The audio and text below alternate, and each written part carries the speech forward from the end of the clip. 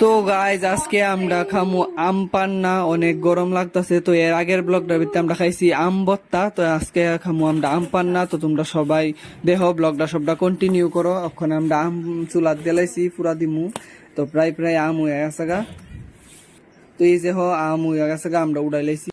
তো গাইজ যে একটা গরম পড়ছে, তো আম টাম তো কিছু খাওয়ানোই লাগে। তো এই দেখেন এবার আম টাম পুরা হইছে, এবার সুলতাছে। তো যেই গরমের লেগে তো স্কুল টিস্কুল সব বদ্ধ দিয়ে লাইছে। তো এবার আম চুলাচুলি করতেছে, তো তারপরে আম মাখামাখি করব।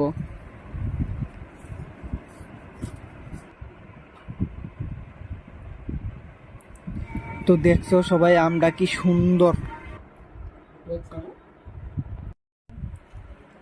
সো গাইস এবার দেখো আমডিরে কেমনে মাখতাছে, মাখতে মাখতে মাখতে মাখতে মানে এডিরে পুরা বত্তার মতন বানাই লেতাছে, কিন্তু এটি বত্তা না, এটি একটা শরবতের মতন। তোমরা তো আগে কইছি আজকা খামু আমরা আম পান্না। তো এই দেখো মাইক কাটে এবার দিতাছে জল।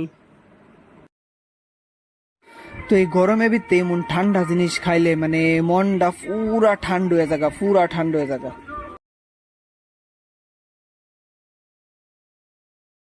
তো এই যে আমরা তো লেবু, এটা আবার কাইটটা আম পান্নার ভিতরে দিব। তো ওই দেখো লেবু চিপতাছে, কিন্তু আমরা লেবু দিয়ে রস পড়ছে না, লেবু করা, আপনারা কিছু মনে করেন না। তো এবার লবণ দিয়ে লাইছে আম পান্নাত। তো আস্তে আস্তে সবই দিব। তো এবার মরিচও দিয়ে লাইছে। তো এই যে জিরার গুঁড়া দিছে, এবার এবার মাখবো। তো এই যে মাখতাছে মানে মাহামাহি দেখা তো আমার জিব্বা দিয়ে লুলাই ফসছে। কোন সময় বানাইবো কোন সময় খামু। তো প্রায় এবার জল ডাইলা দিছে, ও প্রায় প্রায় হয়ে যেতেছে গা।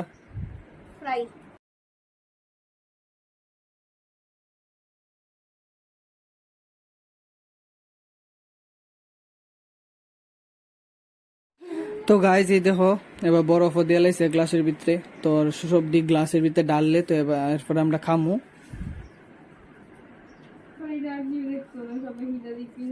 তো এই যে দেখো সবজি গ্লাস সময় ফেলাইছে, কি সুন্দর হয়েছে। তো এই দেখো আমরা চেয়েজও দিছি। তো গাইজ সেই স্বাদ হয়েছে, সেই স্বাদ।